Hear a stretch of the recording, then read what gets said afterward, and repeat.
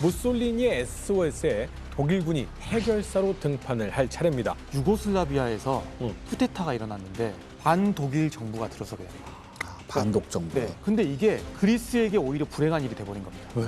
독일군이 이제는 불가리아 방면 말고도 유고슬라비아를 공격해서 그 방면으로 그리스를 들어올 수 있게 됐기 때문에. 아, 선택지가 생겨버렸다. 그렇죠. 그리스도 저 불가리아 접경 지대는 마지노선 비슷하게 요새들을 막 구축을 해놨습니다. 이른바 메탁사스 선이라고 하는 걸 만들어 놓았고 병력 또한 수입 병력 한 7만 명 7만 정도를 명. 갖다가 배치해 놨는데 이젠 유고 국경으로도 보내야 되는데 병력이 없는 거예요. 이 틈을 바로 시간차를 주지 않고 곧장 독일이 노리고 쳐들어옵니다. 그래서 이 방어선이 한 방에 확 무너지기보다는 그 아코디언의 주름이 이렇게 접히는 것처럼 한 요새가 무너지니까 그 옆에 있는 요새가 무너지고 그렇죠. 그러니까 고립돼서 무너지는 그렇죠, 거예요. 그렇죠. 연달아서 연쇄적으로. 그러면서 이 일대에 있던 그리스군이 무려 6만 명이 이제 포로로 잡히게 됩니다. 그러니까 이 마케도니아 이 동쪽에 있었던 방어선이 완전히 무너지게 되는 현상이 나타나는 거죠. 그러면서 이제 마케도니아의 남쪽에는 이제 이 지역은 테살리아 지역인데 여기에 병력이 전혀 없던 것은 아니었습니다. 여기에 바로 그리스군이 아니라 영연방 군대가 주둔을 해 있었죠.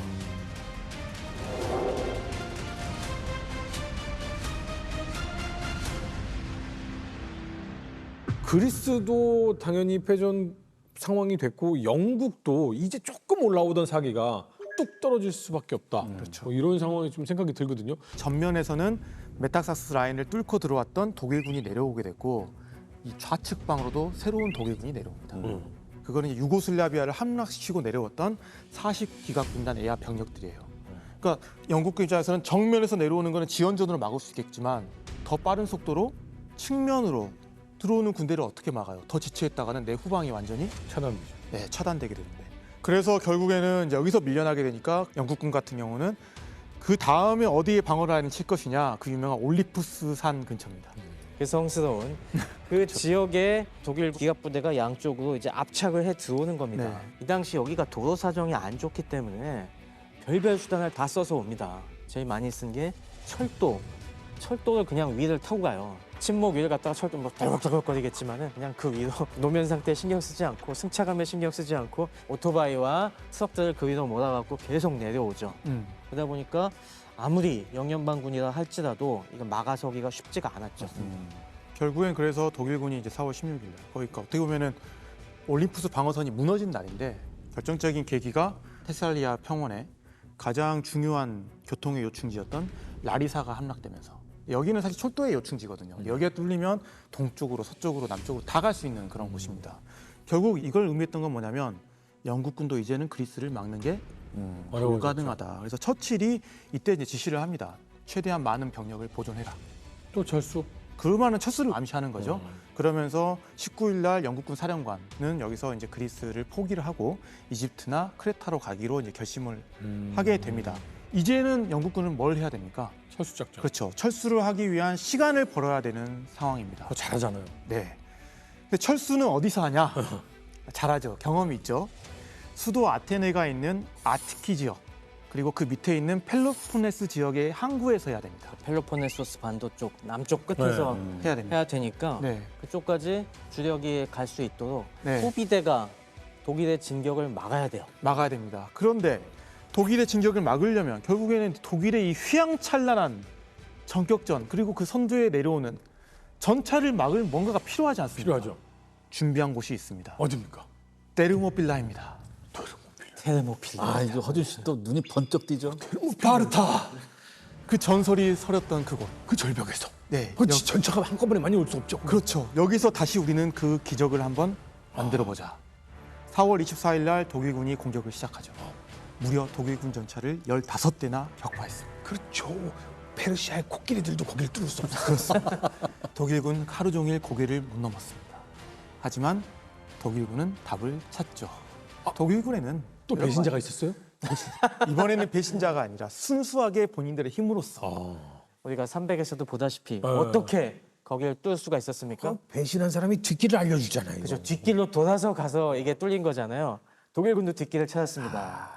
이번에는 그 뒷길 쪽으로 독일의 산악사단들이 독일의 6산악사단이 그 험준한 고갯길을 갖다가 뚫고 테르모필라의 고개 후방 쪽으로 진출함으로써 결국에 테르모필라의 고개 앞을 지키던 뉴질랜드군도 철수를 할 수밖에 없는 상황에 몰린 거죠. 이래서 역사 공부를 해야 돼요. 네. 지금도 사실은 만약에라도 어디선가 전쟁이 난다면 그 루트는 거의 똑같은 걸로 진격이 될 거예요 아마. 그렇죠. 네. 근데 하지만 이 영연방 군도 제가 얘기했지만은 차량화가 잘 된 부대였기 때문에 빠르게 독일의 소나기에 그렇게 쉽게 걸려들진 않습니다. 재빨리 이제 다 차에 탑승을 해갖고 항구 쪽으로 계속 내달리니까 독일이 한 번 더 테러를 차단하기 위해서 역시 회심의 한수를 던집니다. 공수부대를 씁니다.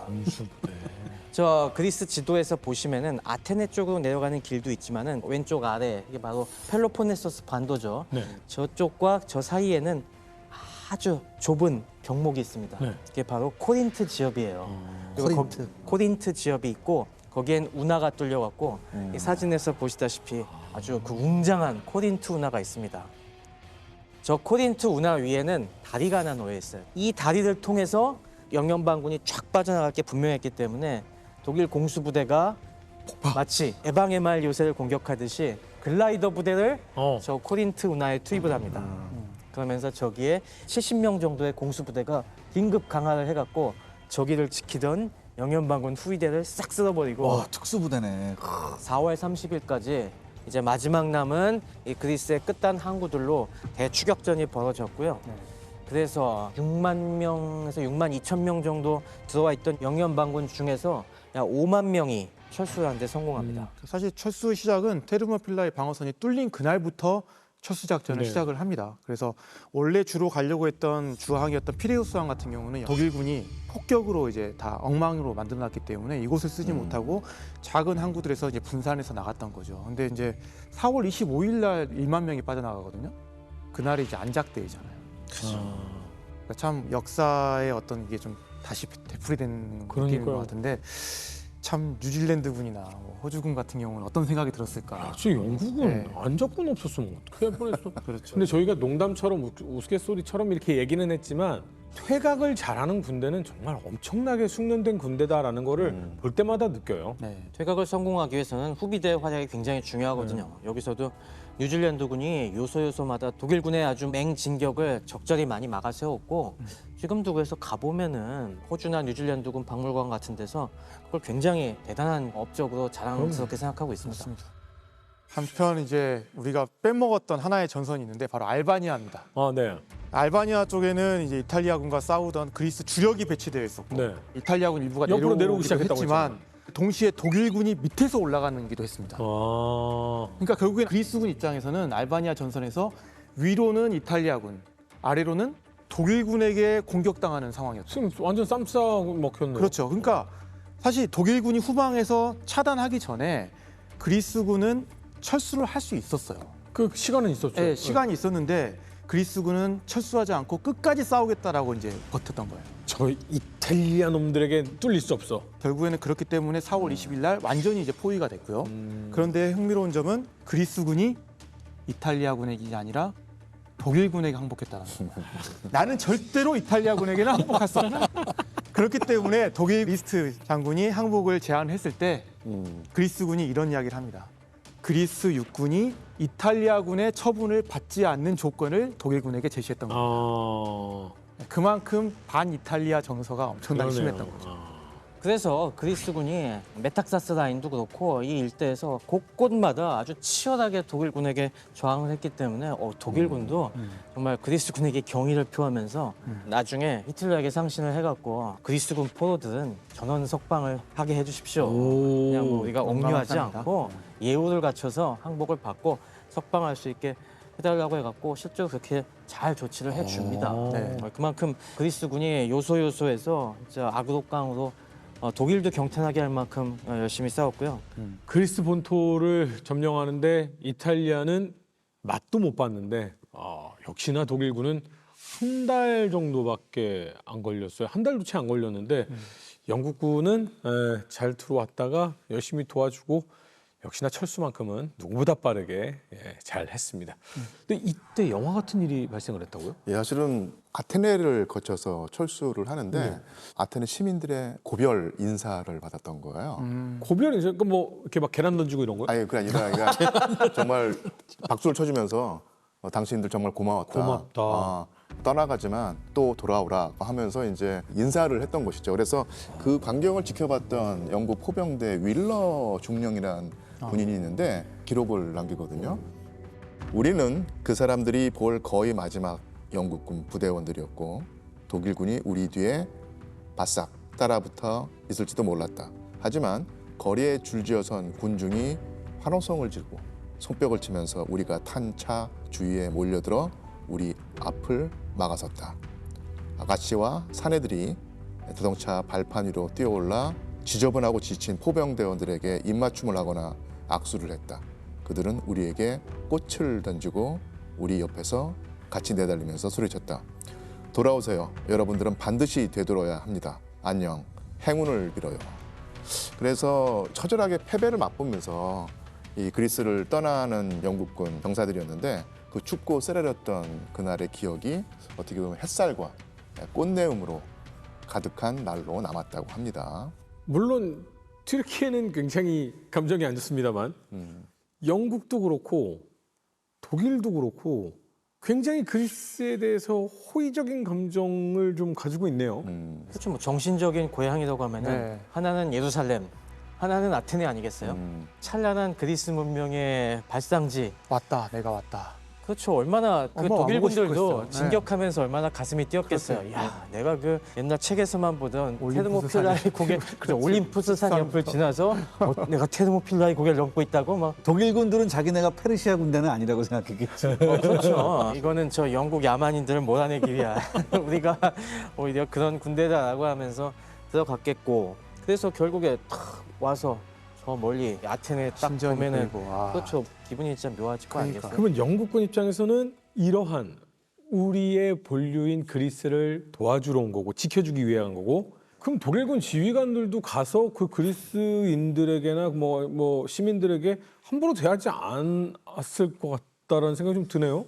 처음에는 그랬죠. 아 그래요? 상대적으로. 처음에는 그랬는데 독일도 이제 뭐 상황이 지금은 좋으니까. 네, 지금은 뭐 당연히 이길 좋죠. 때야. 네. 이길 때야 분위기 좋지. 아, 그리스 사람들이 우리가 방금 얘기했지만은 독종이거든요.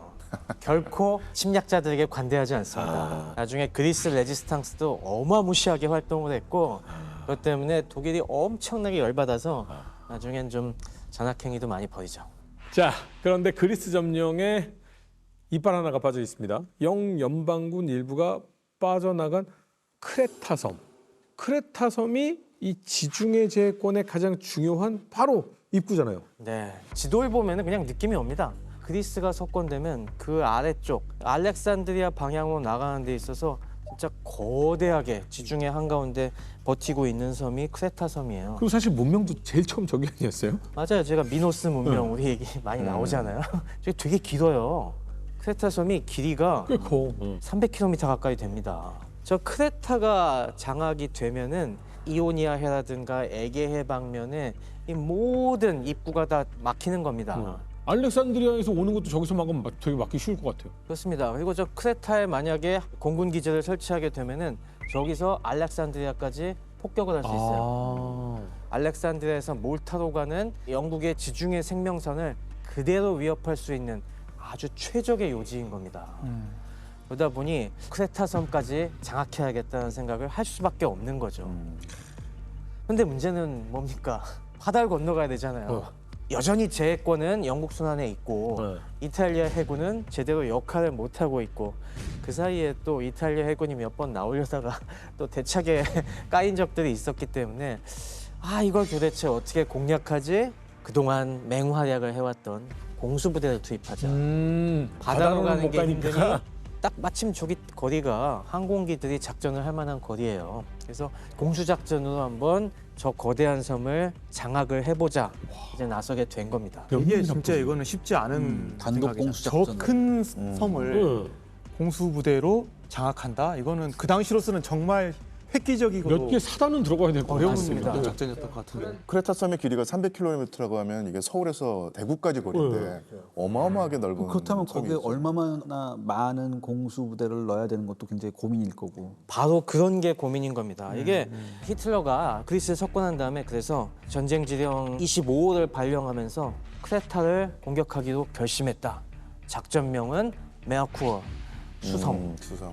이렇게 수성 작전을 갖다가 발동을 하고 여기는 공수부대가 맡기로 했다고 했지만은 그 당시에 공수부대를 어떻게 써야 되는지에 대해서 굉장히 갑론을박이 있었어요.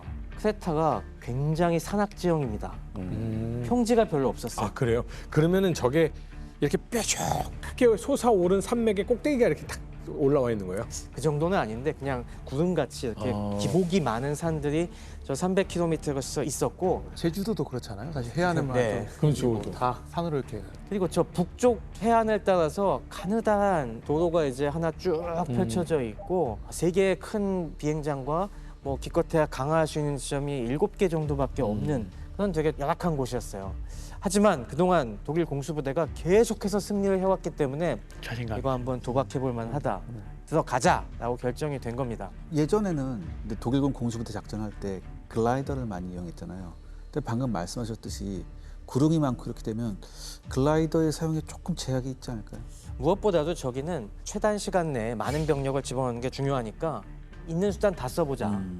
그래서 첫 번째로 낙하산을 이용을 해갖고 제7 항공사단에 수속돼 있는 3개 공수 연대를 갖다가 다 일단 먼저 투입하기도 하고 그 다음에 그것만은 부족하니까 이제 공중 강습 연대 그래서 글라이더로 투입되는 부대들 거기에 플러스해서 그리스전에서도 크게 활약을 했던 제5 산악사단을 투입하기도 합니다. 제5 산악사단은 어떻게 수송기에 태워갖고 강행 착륙을. 그래서 크레타 섬에 중요한 세 비행장을 갖다가 타격하기도 합니다. 그래서 작전 당일 아침에 저 말렘에 일단 한번 쫙 강화를 하고 그 다음날 오후에 레티몬과 이라클리온 비행장을 갖다가 제2파로 들이닥치는 이런 공격을 갖다가 이반을 하게 되죠. 그리고 거기서 잘 되면은 그 다음날 제5 산악사단이 들어가는 이런 이 계획을 세웁니다. 근데 지금 보면 굉장히 크잖아요. 그러면 아무리 뭐 지금 철수작전해서 뭐 어느 정도 주력군은 뺐다고는 하지만 저기에도 영연방군이 꽤나 지금 자리 잡고 있는 거 아니에요? 네, 맞아요. 그러니까 지금 연방군 플러스 그리스군까지 있습니다. 그러니까 그리스군도 한 10,000명 정도가 있었고, 맞네. 예, 영연방군 같은 경우도 약 31,000명 정도가 있어가지고 합쳐서 거의 연합군이 42,000명 정도 규모가 됐어요. 그 정도 규모에다가 그리고 자리 잡고 있다면은 포나 기갑 부대도 있을 거 아니에요? 그렇죠. 근데 이게 문제가 뭐냐면 기갑부대도 있을 것 같은데 기갑부대도 그냥 고정된 진지로밖에 쓸 수 없을 정도로 지금 다 망가져 있는 상태입니다. 그러니까 결국 뭐냐면 숫자는 많았지만 이들 대부분이 불과 한 달 전에 그리스 본토에서부터 급히 철수해온 부대입니다. 네. 그러다 보니까 뭐 사기나 이런 것도 많이 떨어져 있던 상태고 그렇게 급하게 오다 보니까 중장비, 전차나 뭐 차량이나 뭐 특히 무전기 같은 것도 다 잃어버린 상태예요. 그러니까 다 놓고 온 상태입니다. 그렇다 보니까 이 크레타 섬 방어는 완벽하게 뭔가 작동할 수 없었다라는 거죠. 그래도 병력은 꽤 있었다. 네. 얘기에 나온 것처럼 4만 명이 넘는 영연방군과 그리스군이 지키고 있었고 독일군이 이 지점에서 아주 커다란 오판을 해요. 독일군은 이때 크레타에 주둔하고 있는 연합군 병력을 10,000명 정도 추산했습니다. 그 독일군이 다 동원하려고 했던 게 맥시멈 22,000명 정도였거든요. 네. 그러면 그 정도면 충분하다고 생각했던 거죠. 어. 그게 바로 10,000명밖에 없을 거라고 생각했기 아. 때문에. 근데 실제로는 그 4배가 있었다는 그러니까요. 거죠. 막아내기 충분한 병력이죠. 벌써 여기서부터 이제 독일군의 시작하네. 작전이 꼬이기 시작하는 거예요. 아, 잘못 알고 지금 공격한다면 이거는 충분히 해볼 만한 지금 상황입니다. 네. 근데 이런 상황인데 지금 현재 시점은 어느 정도 돼요? 시기는? 지금이 이게 1941년 5월 달 들어온 겁니다.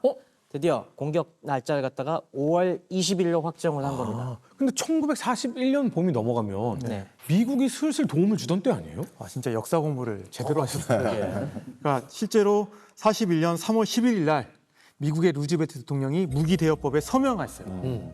2달 전에 이미 미국이 지금 도와주겠다라고 한 거죠. 그러니까 미국 같은 경우는 30년대 말까지만 하더라도 중립 유지가 절대 그렇죠, 나왔습니다. 근데 거기에는 역시나 1차 대전에 우리가 들어가긴 했는데 가서 우리가 얻은 게 뭐가 있느냐. 특히 1차 대전 끝나고 나서 경제 침체도 오고 그다음에 사상자도 엄청나지 않았느냐. 절대 다수의 국민들이 참전에 대해서 부정적이었고 어떻게 보면 미국의 고립주의 정서가 되게 강했던 거죠. 그런데 40년에서 이제 41년이 넘어가는 이런 과정 중에서 런던이 지금 공습개혁 당하면서 영국이 지금 고립되게 되고 독일이 승승장구하면서 이 전쟁에서 자칫 영국이 지겠구나. 그렇죠. 민주주의의 패배, 파시즘과 이 나치즘의 승리 막 이런 느낌. 맞습니다. 그러다 보니까 민주주의의 생존이 걸린 싸움이라는 인식이 확산이 되게 됐고 바로 미국이 참전한다 이건 아니고요. 일단은 도와주자라는 정도의 지금 이제 결정이 된 겁니다. 그래서 전쟁 개입 반대 여론을 의식해서 무기를 빌려준다. 그러면서 이제 무기 대여법이 만들어지게 된 거죠. 근데 한편으로는 이미 이 시점에 미국은 연합군 편이 되겠다라고 선언한 거나 다름없습니다. 이제 공장 돌리기 시작하는 거잖아요. 이제 전쟁 체제로 지금 돌입하기 시작하는 그렇죠. 거잖아요. 네네. 그러니까 루스벨트 대통령이 사실은 머리도 잘 돌아가는 게 무기대여법을 발휘하는데 여기도 반대가 있을 수 있거든요. 기가 막힌 비유를 들죠. 네. 고무호스 비유를 듭니다. 옆집에 불이 난 거예요. 그래서 옆집 주인이 불 끄겠다고 와가지고 우리 집에 와가지고 고무호스 빌려달라고 하는데 거기서 어떻게 갑흥정을 하겠느냐. 그렇죠. 일단 고무호스 빌려주고 빌려주자. 불 다 끈 다음에 그 다음에 5달러든 10달러든 받으면 되는 거 아니냐. 그러니까 이런 비유를 드니까 국내 여론이 그래 뭐 나중에 돌려받으면 되니까 우리가 낸 세금으로 그 연합국을 도와도 문제 없어 하면서 여론이 확 돌아서가지고 아주 민주적으로 연합국을 도울 수 있는 상황이 된 것이죠. 하지만 이건 영국에게 좋은 방향의 이 변화라고 한다면은 네네. 영국에게 나쁜 변화도 있었습니다. 이 상황에 영국의 나쁜 변화가 뭐가 있죠? 이때 이탈리아가 지중해 지혜권을 잘 장악을 못한다는 걸 알게 되니까 독일이 본격적으로 지중해에 영국군 보급선을 쪼이기 위해서 여러 가지 병력을 증원을 합니다. 그래서 북아프리카에 병력도 파병하게 되고 그리고 지중해에 공군을 갖다가 증강을 시켜요. 노르웨이에 있던 제10 항공군단을 이쪽으로 보냅니다. 네. 지중해를 휘젓고 다니던 영국 함대를 집요하게 공격을 해요. 네. 그래서 타란토 공격을 했던 HMS 일러티어스도 이때 거의 침몰시킬 뻔합니다. 맹폭격을 해서 스투카들이. 네. 그래갖고 이 무렵에 영국 지중해 함대도 지중해 보급에 상당한 부담을 느끼고 있었어요. 수많은 독일 항공기들이 영국 함정만 봤다 하면 달려들어갖고 집중 공격을 퍼부어갖고 그러네요. 생각해 보니까 우리 맨날 유보트. 근데 영국이 어떻게 유보트를 막을 것이냐 막 이런 생각만 했었는데 지금 발칸 라인에서부터 유럽 전역을 다 독일이 휩쓸고 있는데 그럼 남쪽 지중해 지역에 공군 비행장 갖다 놓고 비행기로 이 지역을 충분히 커버할 수 있겠군요. 그러니까 이게 제해권을 영국이 장악하고 있다라고 하지만 제공권은 한편으로는 독일이 가져가고 있으면 네. 제해권을 장악하고 있다고 해도 위험한 거잖아요. 지금 제대로 장악하지 못하고 있는 거죠. 네. 제해권을. 그러니까 결국에는 무기대여법이 통과가 되긴 했는데 현실 사회에서는 되게 간극이 컸던 거예요. 일단 미국에서부터 묵자가 가려면 대서양 건너야 됩니다. 그렇죠. 영국 가는데 몇 주에서 몇 달이 걸릴 수도 있어요. 네. 왜냐면 대서양도 지금 좀 위협적이거든요. 그렇죠. 한편으로는. 그래서 지금 지브롤터 통해서 빠르게 들어오지 못하고 미국에서 물자가 출발해도 희망봉 돌아서 이렇게 홍해로에서 와야 돼요. 엄청나게 돌아가야 되는 상황이고 지중해 자체가 위험하다 보니까 물자가 크레타로는 일단 오기 힘들어요. 그러네요. 크레타는 네. 바로 근처에 다 독일군 공군기가 있겠네요. 그리고 대서양도 이제는 유보트들이 위험하죠. 나와서 네. 출격을 하니까 대서양도 안전하지 못하고 그렇습니다. 여러 가지 이제 난관이 난관이. 네. 도사리고 있었던 거죠. 그런 와중에 영국에게 큰 위기가 하나 또 다가와요. 4월 달에 중동에 이라크에서 일이 터집니다. 이라크까지. 이라크 너무 먼데? 이라크에서 쿠데타가 일어나는데 네. 쿠데타를 일으킨 사람이 독일에 뭔가 희망을 품고 있었던 사람입니다. 그러면서 영국의 위성정부, 어떻게 보면 영국의 식민지나 다름없잖아요. 네. 그러니까 영국의 위성정부를 정복하고 독일에게 즉각 지원을 요청하는 거예요. 그러니까 이 당시에 중동에 있었던 아랍 민족주의자들 입장에서는 영국으로부터 계속 지배를 당하고 있는데 독일의 이러한 승리와 선전이 영국으로의 지배로부터 벗어날 수 있는 기회라고 본 거죠. 그러면서 독일에게 지원을 요청해서 우리는 독립하겠다, 도와달라. 이렇게 되는 겁니다. 이거 진짜 큰일이네. 만약에 엄청나죠. 이라크가 이러면 이란도 어떻게 될지 모르고 주변 국가들 싹 퍼지는데. 연쇄적으로 이제 다 이제 무너지게 되면 사실 중동도 지금 영국의 생명선이잖아요. 그렇죠. 석유가 나오는 석유. 곳이고 지금 영국이 진짜 위기인 겁니다. 독일한테는 진짜 린 거예요. 이거 들어오면 뭐 난리 나. 난리 나죠. 그런데 다행인 건 히틀러가 독소전 준비에 한창이잖아요. 네. 그러니까 중동에 대해서는 본인이 생각했던 그 전략적 범위 안에 안 들어와 있었어요. 지금 이미 어마어마한 전력이 소련 국경 쪽으로 점점 배치가 되고 있었기 때문에 그 상황에서 그 일부를 돌려서 지금 그리스와 유고슬라비아 치기도 아주 버거운 상황이었는데 이제 중동까지 신경 쓸 여유가 없었던 거죠.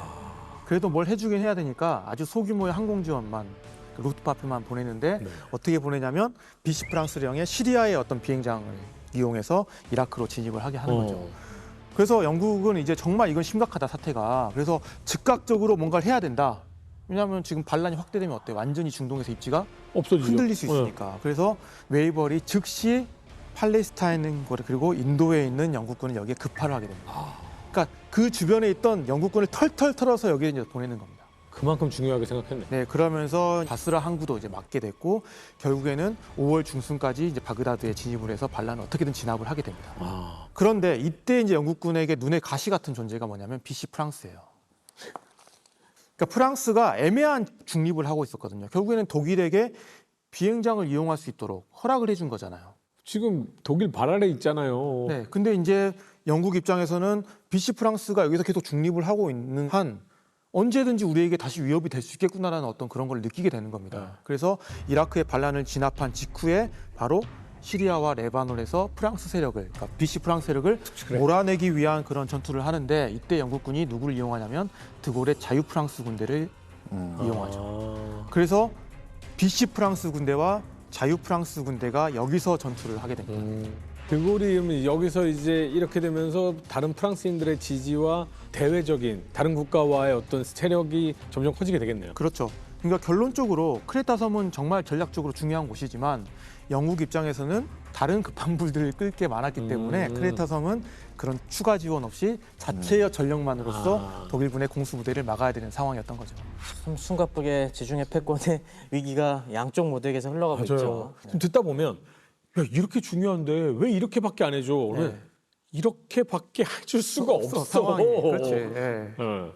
자, 그러면 영국군이 뭔가를 도와줄 수는 없어요. 지원을 해줄 수는 없는데 크레타 섬으로 향하는 추축군에 대한 그래도 뭐 방어나 방해나 뭐 이런 것들은 그래도 해줄 수 있는 거 아닙니까? 네, 그러니까 원래 이제 아까 독일이 이 작전을 할 때 공수부대와 글라이더뿐만 아니라 하나 더 추가해 놓은 게 뭐냐면 바다를 통해서 수송 선단을 통해서 병력을 동원하는 거였습니다. 산악부대가 다 비행기만 타고 가기에는 너무 그게 비행기 숫자가. 용량이 적으니까 일부는 배를 타고 상륙하는 것까지 같이 기획을 했어요. 그래서 원래 영국 해군은 이미 그 전부터 이 지역 일대를 봉쇄를 해서 어떻게든 독일이나 이탈리아 해상 보급을 차단하려는 시도를 계속 해왔고요. 네.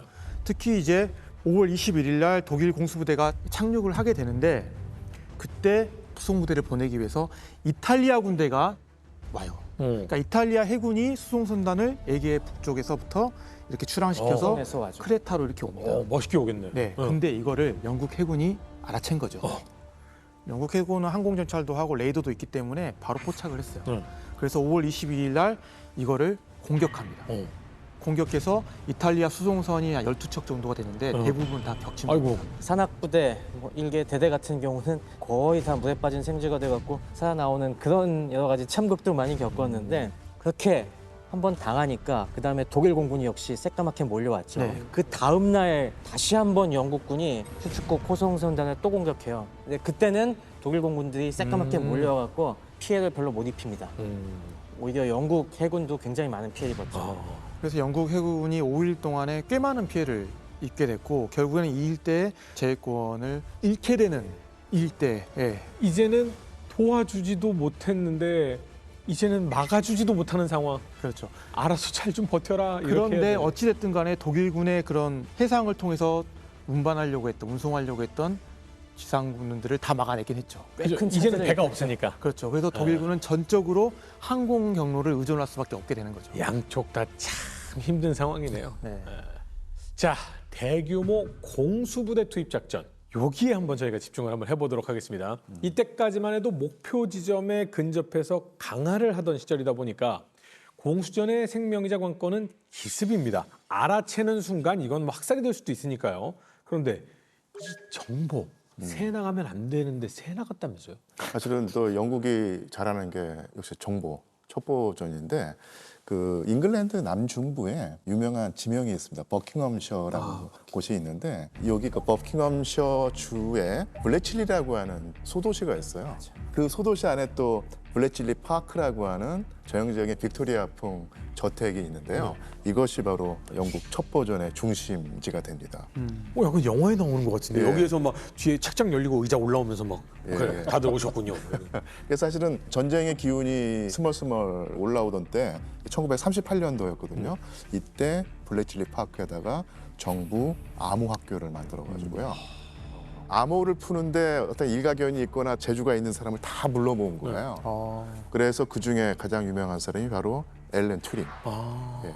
앨런 튜링급의 천재라든지 그런 사람이 모였는데 사실은 이 암호를 푸는 건 뭐 정말로 힘든 거잖아요.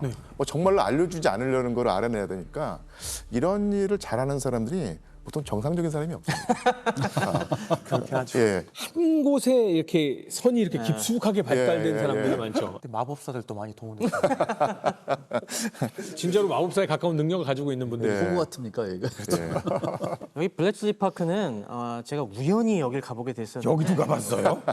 이 암호화 학교 다녔죠? 그렇진 않고요. 아니 여기 위치가 정말 기가 막힌 게 네. 캠브리지에서 옥스포드로 이동하는 중이었어요. 근데 캠브리지에서 옥스포드 가다가 중간에 어디서 많이 보던 건물이 있어 딱 보니까 블랙칠리 파크 그렇게 돼 있더라고요. 그러니까 너무 자연스럽게 이동하다가 사람을 태워갖고 움직일 수 있는 곳에 있군요. 그러니까 이게 두 명문대 딱 중간에 있다는 게 역시 브레인들을 모으기에 아주 최적의 장소에 있구나라는 그 느낌을 최고의 그때 대학 확 사이에 가졌습니다. 있다. 그래서 이 블랙칠리 파크는 결국은 이제 뭐 최고의 수학, 그다음에 암호 해독의 성지가 됐는데 최근에 보니까 2023년 제1회 인공지능 안전 정상회의. 예? 그러니까 AI가 초래할지 모르는 위험에 대처하자는 지혜를 모아보자는 어떤 인간의 블랙칠리 지혜. 선언이 있었는데 네. 이것이 바로 여기서 이루어진 것입니다. AI에 대처하는 선언을 저 몇백 년 돼 보이는 집에서 한 거예요? 저희가 암호해독뿐만이 아니라 그 뒤에 컴퓨터 발달의 역사에도 그렇죠, 중요한 그렇죠. 역할을 했거든요. 이 블랙칠리 파크가 처음에 저 암호해독을 당연히 수학적인 계산과 손으로 막 해가면서 이 암호해독을 시도했는데 이렇게 해서는 한두 끝도 없다.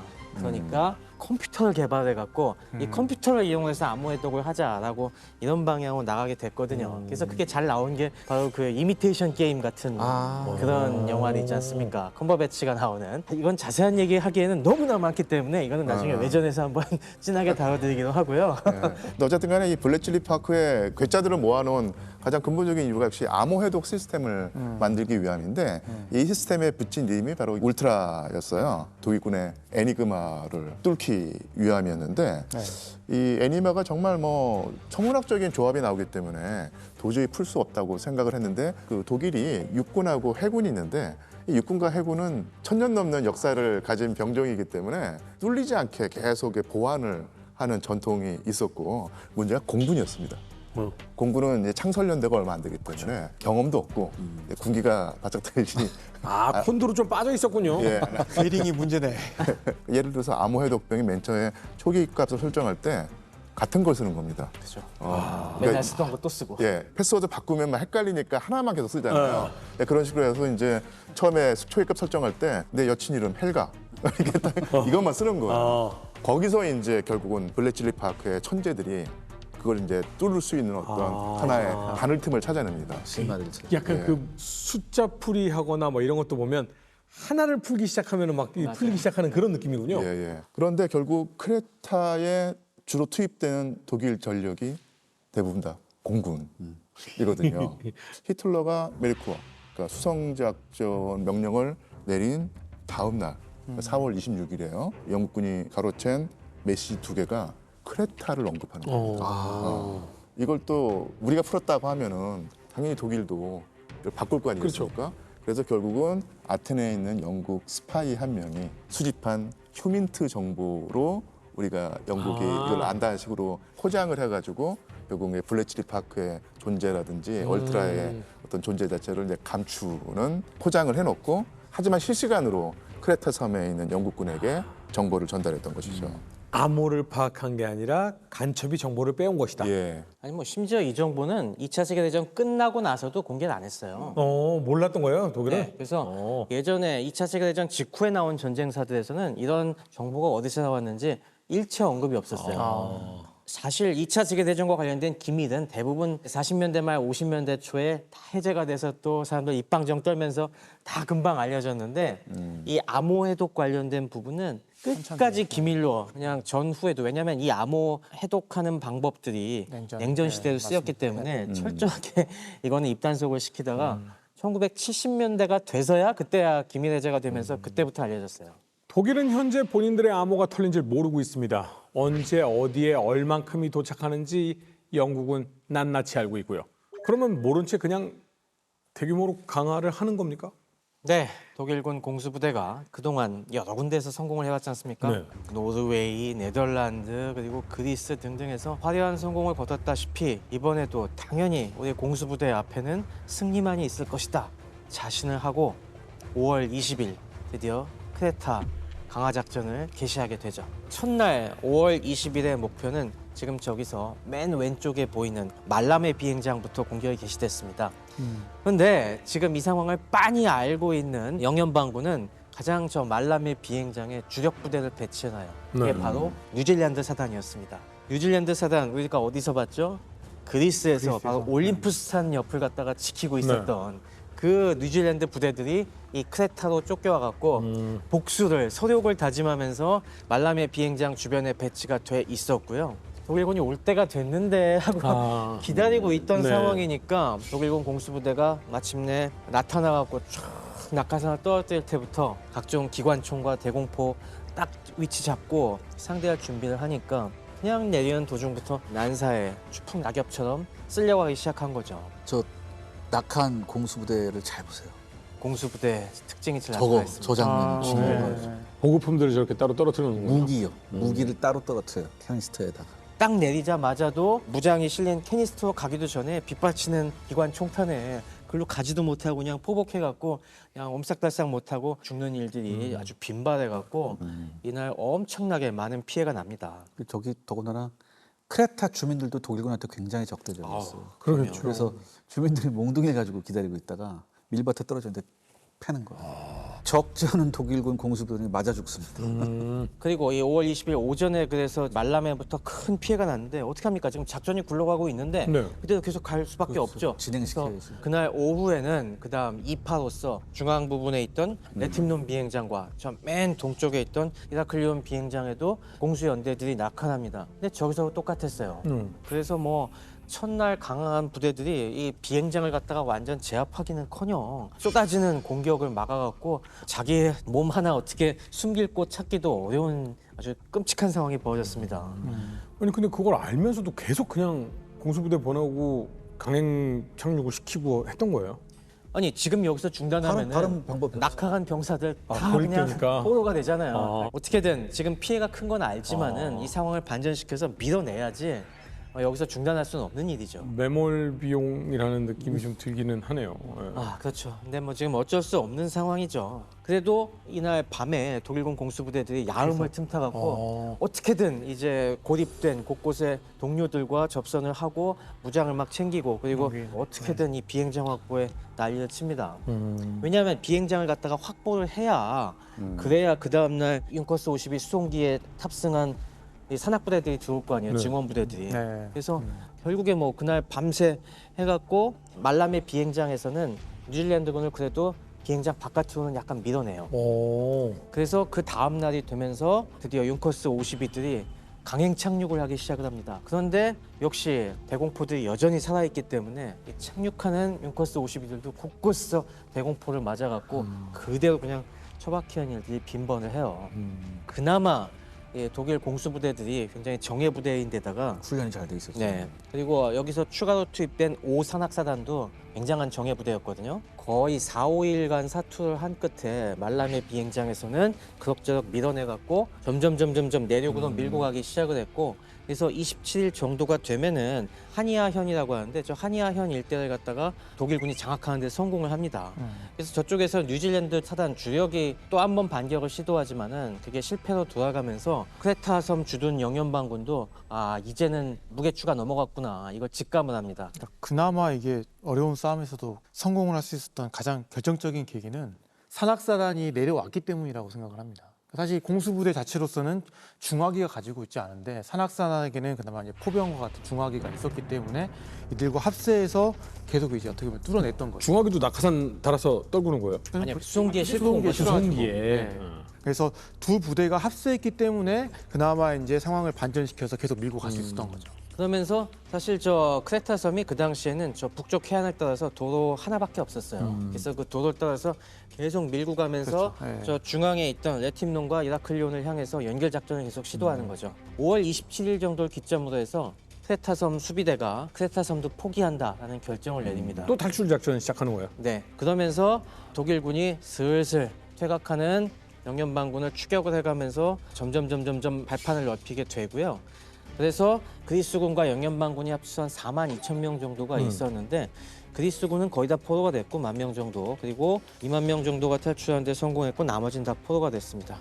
근데 이제 여기서 뭐 독일군의 피해도 컸습니다. 엄청나게 엄청나게 컸죠. 컸죠. 특히 이제 독일군의 최정예였잖아요. 공수부대는 최정예인데 이런 공수부대원들이 4천 명 이상이 전사하거나 실종을 하게 됐고요. 굉장히 출동도 결국은 허무하게. 전사로 봐야 되겠네요. 네. 그다음에 3천 명이 이제 부상입니다. 그러니까 사상자가 거의 7천 명을 놓고 봤어요. 부대 자체가 해체되는 수준. 그렇죠. 10,000명이었었는데 거의 이거는 절반 이상이 지금 피해를 본 거니까요.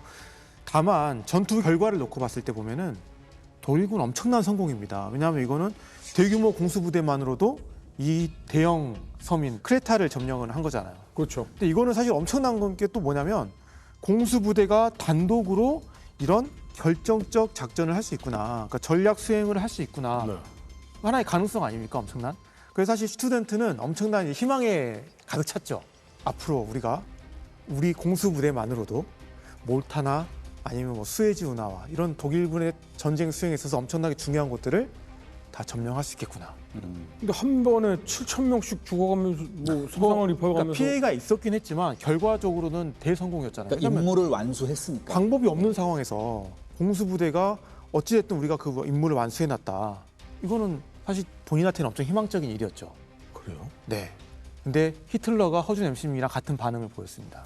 아니 공수부대를 뭐 한 50만 명씩 만들라는 소리야? 그러면 뭐 어떻게 하라는 거야? 이렇게 이야기한 거예요. 야, 똑같아. 너무 많이 죽지 않았냐. 최정예라고 하는데 이거 어떻게 하라는 거야? 그러니까 그 공수부대 사실 키워내기가 굉장히 힘들잖아요. 그러니까 일반 병이라면 이해하겠는데 아니 근데 뭐 이후로 독일의 공수부대는 어마어마하게 팽창이 되는 건 많이 사실입니다. 만들어요. 네. 나중에 뭐 거의 몇 개 사단 이상으로 팽창을 해서 이탈리아 전선이나 곳곳에서 맹활약을 벌이는데 근데 그들이 이제 대규모 이렇게 공수작전을 한 건 그렇죠. 아니고 그렇죠. 그냥 지상에서 일반 보병처럼 싸웠을 뿐이지. 최정의 보병부대로 네, 세운 이런 제대로 된 공수작전을 다신 하진 못했죠. 그게 인적 피해도 있고 물적 피해도 컸습니다. 이게 중요한 게 이런 공수작전 하려면 수송기가 있어야 되잖아요. 근데 이번에 약 500대 정도가 융커스 52 수송기가 투입돼 갖고 3분의 1 이상의 손실됐거든요. 그러니까 이 물적 손실도 무시를 못하는 겁니다. 그러면 이런 수송기 세력을 갖다가 나중에 다시 재건하는 데 성공하냐 굉장히 힘들거든요. 그리고 나중에 공중 보급이나 이런 걸 하게 되면서 나중엔 수송기가 부족해서도 이게 참 어려운 지경이 돼요. 이 여파가 그러면 전쟁 내내 독일을 좀 시달리게 만드는군요. 좀 뭐 약간 굉장한 심적인 부담을 주게 됐죠. 그러니까 저는 단순히 희생을 떠나서 어떻게 보면 공수부대가 정말로 중요한 임무를 해냈잖아요. 네. 정말로 가치를 증명해냈잖아요. 그러면 그 가치를 더더욱 더 발전시키고 증명할 기회를 줘야 될 거 아닙니까? 사실 그런 가치는 희생을 통해서 나타납니다. 그건 희생 없이 성장하는 부대가 어디 있어요? 그렇죠. 근데 그 가능성을 히틀러가 여기서 원천 차단했다는 거예요. 공수부대를 정말 이런 가치 있는 부대가 아니라 한낱 보병을 지원하는 부대에 불과하게끔 만들어버렸다는 거죠. 그러니까 한마디로 이건 이 작전이란 건 공수부대의 가능성과 한계를 둘 다 보여줬잖아요. 네. 그렇다면 정책 결정자가 가능성에 더 무게를 둘 것이냐 한계에 더 무게를 둘 것이냐라고 했을 때 히틀러는 한계에 더 무게를 무게를 뒀던 둔 거고 거죠. 네. 그래서 공수부대의 공수작전에 대한 새로운 창의적인 어떤 작전 개념이나 이런 거에 대한 제한을 독일군 스스로가 했다는 거죠. 그래서 그게 저는 참 아이러니죠. 어떤 의문점이 드냐면 히틀러가 이 크레타 섬의 가치에 대해서 그만큼의 높은 평가를 하지 않았지 않았나라는 생각까지 맞아요. 들거든요. 그런 측면도 있죠. 네. 사실 크레타 섬은 굉장히 큰 섬이었지 않습니까? 제주도에 비하면 거의 5배 가까운 이런 큰 섬인데 이런 섬을 공수사단 포함 2개 사단으로 장악했다는 것은 엄청난 정말 거죠. 정말. 어마어마한 그렇죠. 위협이죠. 그럼에도 여기서 열어준 가능성, 오히려 이거에 대해서 영국과 다른 미국이. 국가들이 네. 다 깜놀했어요. 그래서 이때서부터 영국과 미국이 공수부대 육성에 정말 박차를 가하게 되죠. 다른 나라에는 가능성을 열어주고 본인의 국가에는 가능성을 닫아버리고. 근데 그리고 근본적으로 히틀러는 지금 소련 침공에 지금 그렇죠. 너무 맞아요. 정신이 네, 팔려 있어서 다른데 막 진짜 막 하기 싫은 거예요 지금. 잘 걸렸다 차라리 이번 참에 그냥 이거 하고 내가 하고 싶은 거에 집중하겠다 약간 이런 거죠. 이게 또 다음에도 나오겠지만은 이게 또 그래서 큰 실책이라고 하는 것이 사실 공수부대가 독소전에서도 전황의 향배를 바꿀 수 있었던 굉장히 중요한 순간들이 있었습니다. 특히 소련과 같은 그런 그렇죠. 땅에서는 네. 워낙 광활하고 네. 도로도 안 좋고 얼마나 후방에 활약할 가서 기회가 거점하고 많습니까? 이렇게 네. 뭐 굉장히 근데 그 소련에서 일치작전할 수 있어요. 공수부대를 제대로 못 써먹은 게 이 크레타섬 트라우마 때문에 그랬다는 얘기들도 있고 네. 또 진짜 아이러니한 것이 여기 섬을 탈취하는 것 외에도 이 주변 해상에서도 엄청나게 치열한 전투가 벌어졌어요. 독일 공군이 크레타섬 일대에서 퇴각하는 그리고 퇴각을 엄호하려는 영국 지중해 함대를 때려댔습니다. 그래서 이 해상전도 엄청 크게 벌어져서 영국 지중해 함대도 어마어마한 피해를 입었어요. 이때 순양함 3척이랑 구축함 6척이 침몰했습니다. 그리고 항공모함 1척, 전함 2척, 순양함 6척, 구축함 7척이 대파되는 피해를 입었어요. 함대 하나가 작살난 거 아닙니까? 그래서 이 크레타 섬을 갖다가 엄호하느라고 영국 지중해 함대도 한때 활동을 못할 정도로 관심 없었죠. 엄청난 피해를 입었어요. 크레타 섬을 차지한 것보다 더 큰 피해를 입힌 것 같다는 생각이 드는데요. 네. 해군도 이때 한 2,000명 정도 사상자가 날 정도고 이만큼 많은 함정들을 잃을 정도의 육해공 난타전이었는데 이 호기를 갖다가 정작 히틀러는 쫄고 그다음에 신경이 다 소련으로 가 있었기 때문에 제대로 활용을 못한 거죠. 이 상황에서 혹시 더 짚어봐야 될 게 있습니까? 있습니다. 최 박사님이 이 얘기를 하는 순간 이 빌드업은 피해갈 수 없다는 것을 동의하게 될 겁니다. 손은 다 만나야 돼요. 이거 모르면 안 돼. 유럽도 아닌 저 멀리 몽골과 만주 국경에서 일어난 바로 한라강 전투입니다. 1938년 여름이었습니다. 소련과 일본이 처음으로 정면 충돌한 국경 분쟁이 발생합니다. 바로 장구봉 사건인데 우리가 알고 있는 일본군의 서슬퍼런 명령 계통이 붕괴됐다. 아 근데 이거는 좋게 평가하면 임무형지휘입니다. 성공하면 임무용지. 그렇죠, 그렇죠. 실패하면 반란. 정규군 대대급 병력이 양쪽에서 충돌을 해요. 아 이건 작은 충돌이 아니에요. 그죠? 뭐 하다강 연안에서 꽤 큰 피해 보고 물러났어요. 그러니까 더 열받는 거예요. 양측 다 열받아 지금. 네가 기어 받으려고 했는데 나도 맞았어. 어떤 동무가 도대체 여기서 지휘를 하길래 이따위밖에 못하는 거야? 지휘관들을 감찰할 인물 한 명 보냅니다. 이게 바로 주코프였습니다. 부의 등장이군요.